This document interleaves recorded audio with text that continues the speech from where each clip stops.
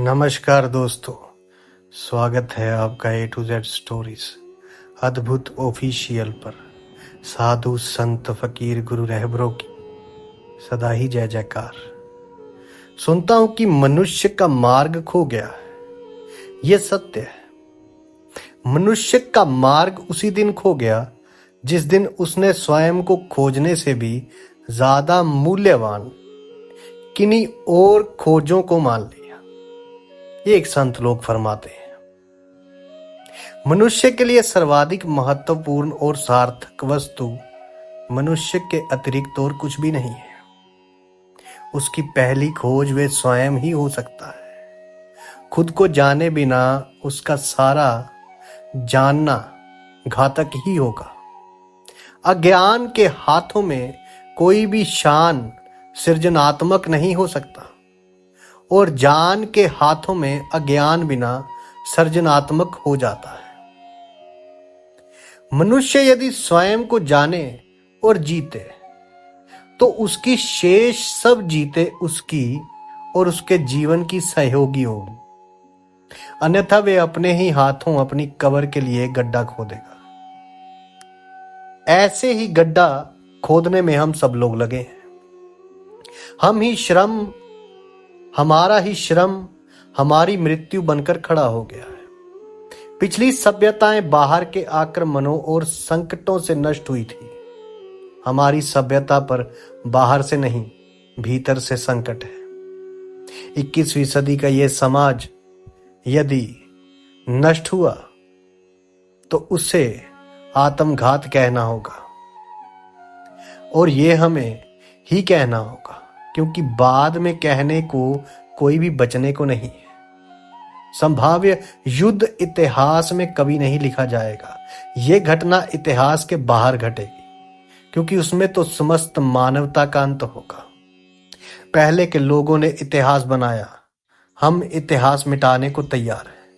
और इस आत्मघाती संभावना का कारण एक ही है, वह है मनुष्य को ठीक से ना जानना। पदार्थ की अनंत शक्ति से हम परिचित हैं, परिचित ही नहीं, उसके हम विजेता भी हैं, पर मानवीय हृदय की गहराइयों का हमें कोई पता नहीं। उन गहराइयों में छिपे विष और अमृत का भी कोई शान नहीं। पदार्थानु को हम जानते हैं, पर आत्मानु को नहीं। यही हमारी विडंबना है। ऐसे शक्ति तो आ गई है, पर शांति नहीं। अशांत और अप्रबुद्ध हाथों में आई हुई शक्ति से ही यह सारा उपद्रव है। अशांत और अप्रबुद्ध का शक्तिहीन होना भी शुभ होता है। शक्ति सदा शुभ नहीं, वे तो शुभ हाथों में ही शुभ होती है। हम शक्ति को खोजते रहे, यही हमारी भूल हुई। अब अपनी ही उपलब्धि से खतरा है। सारे विश्व के विचारकों और वैज्ञानिकों को आगे स्मरण रखना चाहिए कि उनकी खोज मात्र शक्ति के लिए ना हो। उस तरह की अंधी खोज ने ही हमें इस अंत पर लाकर खड़ा किया है। शक्ति नहीं, शांति लक्ष्य बने।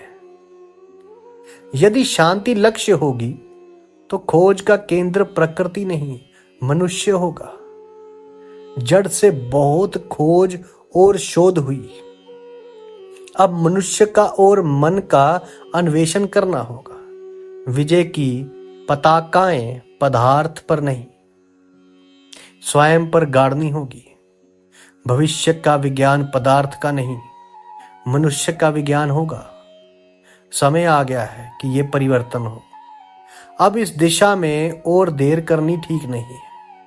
कहीं ऐसा ना हो कि फिर कुछ करने का समय भी शेष ना बचे।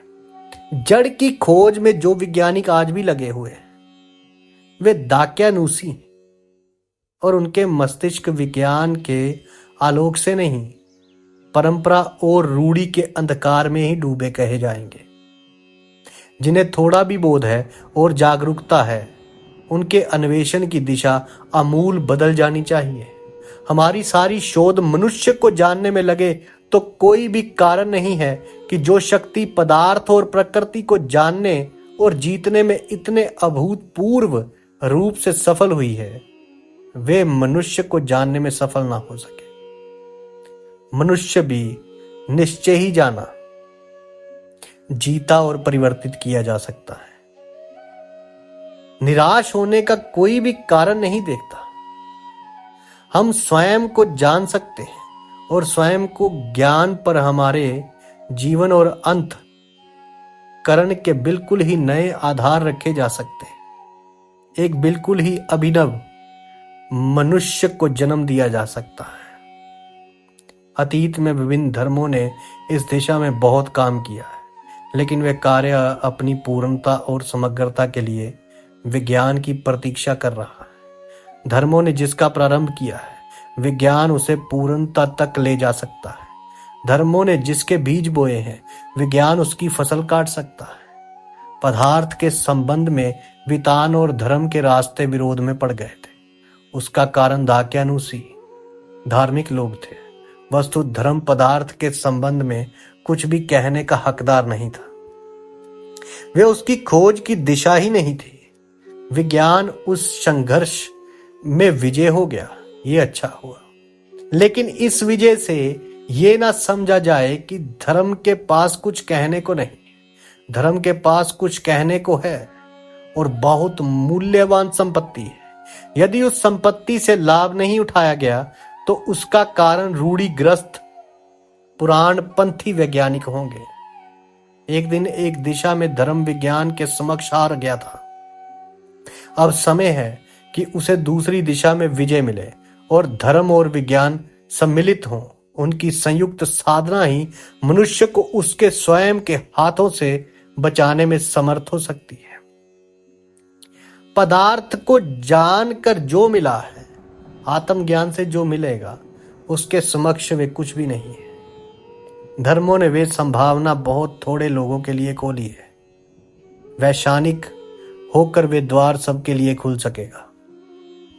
धर्म विज्ञान बने और विज्ञान धर्म बने, इसमें ही मनुष्य का भविष्य और हित है। मानवीय चित्त में अनंत शक्तियां हैं और जितना उनका विकास हुआ है उससे बहुत ज्यादा विकास की संभावनाएं हैं। इन शक्तियों की अव्यवस्था और अराजकता की हमारे दुख का कारण है। और जब व्यक्ति का चित्त अव्यवस्थित और अराजक होता है तो वे अराजकता समष्टि चित्त तक पहुंचते ही अनंत गुना हो जाती है। समाज व्यक्तियों के गुणनफल के अतिरिक्त और कुछ भी नहीं है। वे हमारे अंत संबंधों का ही फैलाव है। व्यक्ति ही फैल कर समाज बना जाता है। इसलिए स्मरण रहे कि जो व्यक्ति में घटित होता है उसका ही विहित रूप समाज में प्रतिध्वनित होगा।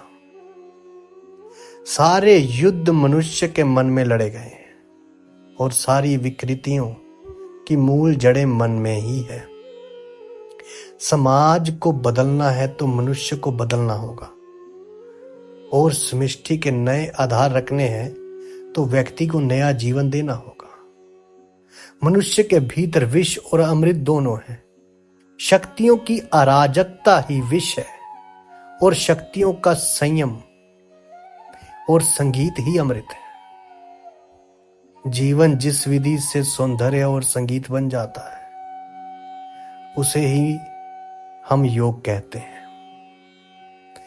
जो विचार, जो भाव और जो कर्म मेरे अंत संगीत के विपरीत होते हैं वही पाप है, और जो उसे पैदा और समृद्ध करते हो उन्हें ही मैंने पुण्य जाना है। चित्त की वे अवस्था जहां संगीत शून्य हो जाए और सभी स्वर पूर्ण अराजक हो, नरक है, और वे अवस्था स्वर्ग है जहां संगीत पूर्ण हो। भीतर जब संगीत पूर्ण होता है तो ऊपर से पूर्ण का संगीत अवतरित होने लगता है। व्यक्ति जब संगीत हो जाता है तो समस्त विश्व का संगीत उसकी ओर प्रवाहित होने लगता है। संगीत से भर जाओ तो संगीत आकृष्ट होता है। विसंगति को आमंत्रित करेगी। हम में जो होता है वही हम में आने भी लगता है। उसकी ही संग्रहकता और संवेदनशीलता हम में होती है। उस विज्ञान को हमें निर्मित करना है, निमृत करना है, जो व्यक्ति के अंतर जीवन को स्वास्थ्य और संगीत दे सके। ये किसी और प्रभु के राज्य के लिए नहीं, वरन इस जगत और पृथ्वी के लिए है। ये जीवन ठीक हो तो किसी और जीवन की चिंता अनावश्यक है। इसके ठीक ना होने से ही परलोक की चिंता पकड़ती है। जो इस जीवन को सम्यक रूप देने में सफल हो जाता है, वे अनायास ही समस्त भावी जीवनों को सुदृढ़ और शुभ आधार देने में भी समर्थ हो जाता है। वास्तविक धर्म का कोई संबंध परलोक से नहीं। परलोक तो इस लोक का परिणाम है। धर्मों का परलोक की चिंता में होना बहुत घातक और हानिकारक हुआ है। उसके ही कारण हम जीवन को शुभ और सुंदर नहीं बना सके। धर्म परलोक के लिए रहे और विज्ञान पदार्थ के लिए। इस भांति मनुष्य और उसका जीवन उपेक्षित हो गया। परलोक पर शास्त्र और दर्शन निमृत हुए और पदार्थ की शक्तियों पर विजय पाई गई। किंतु जिस मनुष्य के लिए यह सब हुआ उसे हम भूल गए। अब मनुष्य को सर्वप्रथम रखना होगा। विज्ञान और धर्म दोनों का केंद्र मनुष्य बनना चाहिए। इसके लिए जरूरी है कि विज्ञान पदार्थ का मुंह छोड़े और धर्म परलोक का। उन दोनों का ये मोह त्याग ही उनके सम्मिलन की भूमि बन सकेगा। धर्म और विज्ञान का मिलन और सहयोग मनुष्य के इतिहास में सबसे बड़ी घटना होगी। इससे बहुत सृजनात्मक ऊर्जा का जन्म होगा। वे समन्वय ही अब सुरक्षा देगा। उसके अतिरिक्त और कोई मार्ग नहीं। उनके मिलन से पहली बार मनुष्य के विज्ञान की उत्पत्ति होगी और विज्ञान में ही अब मनुष्य का जीवन और भविष्य है। साधु संत फकीर गुरु रहबरों की सदा ही जय जयकार।